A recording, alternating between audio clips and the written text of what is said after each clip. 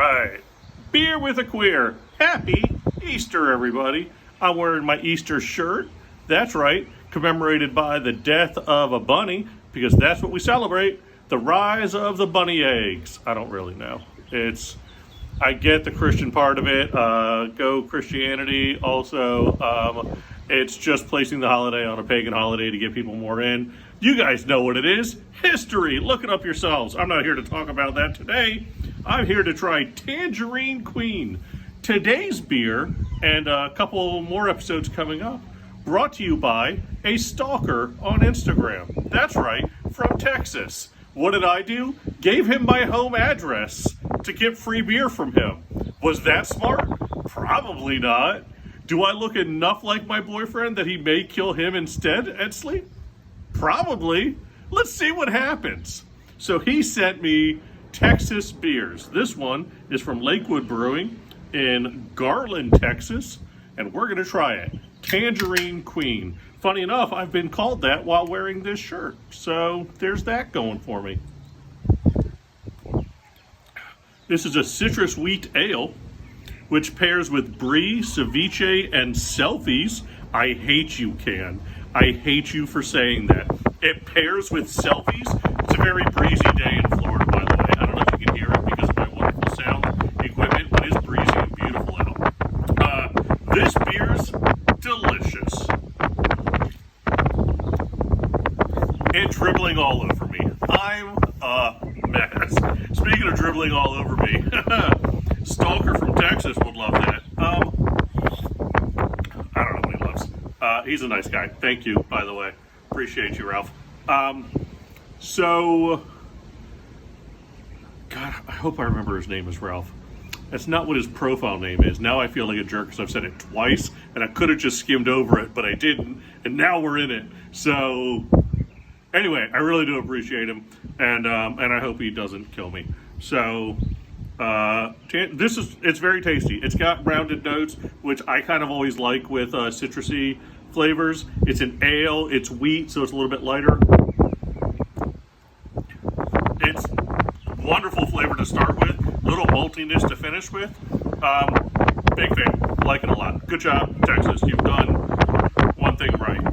Okay, where to start with? What should I be drinking? I've heard a lot of people suggest I should have grabbed some of those Bud Lights that are making people crazy.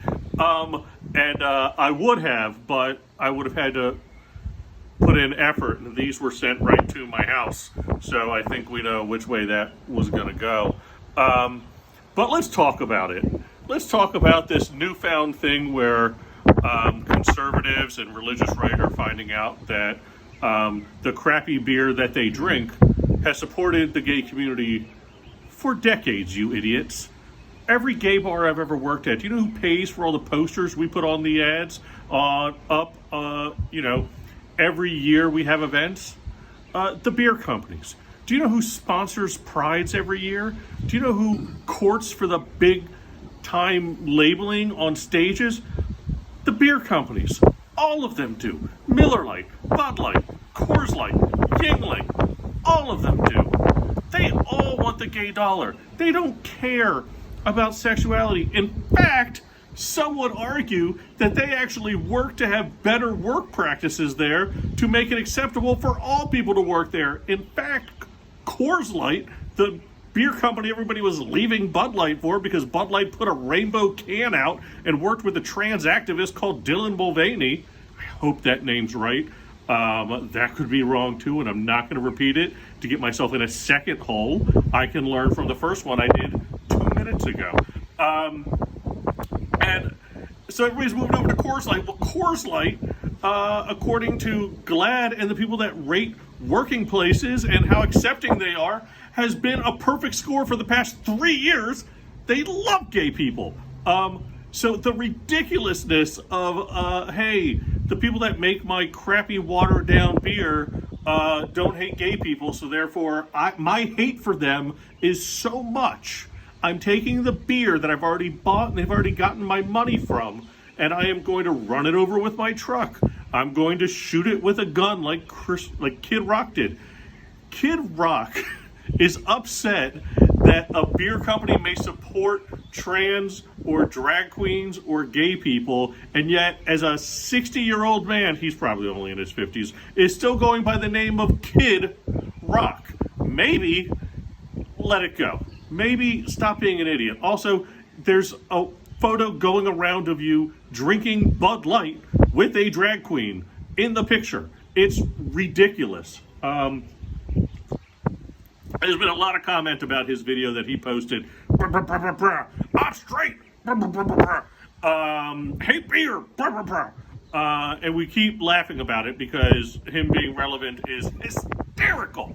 But also, I do want to focus on, let's not lose the subtext in that.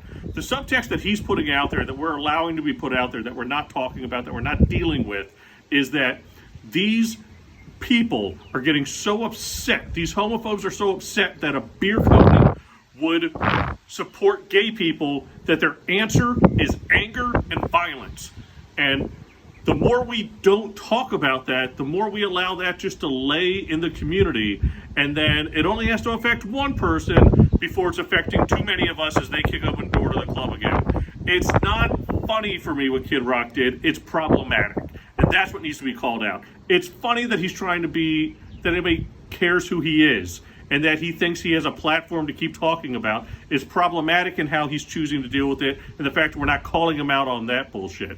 That's my problem with it. Anyway, what I mean to say is, Happy Easter, everybody. Thank you, Bud Light, for the rainbow cans. Way to get on board with what Absolute Vodka was doing 20 years ago. You got there, Bud Light. Thank you to Coors Light for being a supporting company. Thank you to Florida for all the wind that it's providing for us today. And thank you to Jesus for rising again 3 days later, which was technically 2 days.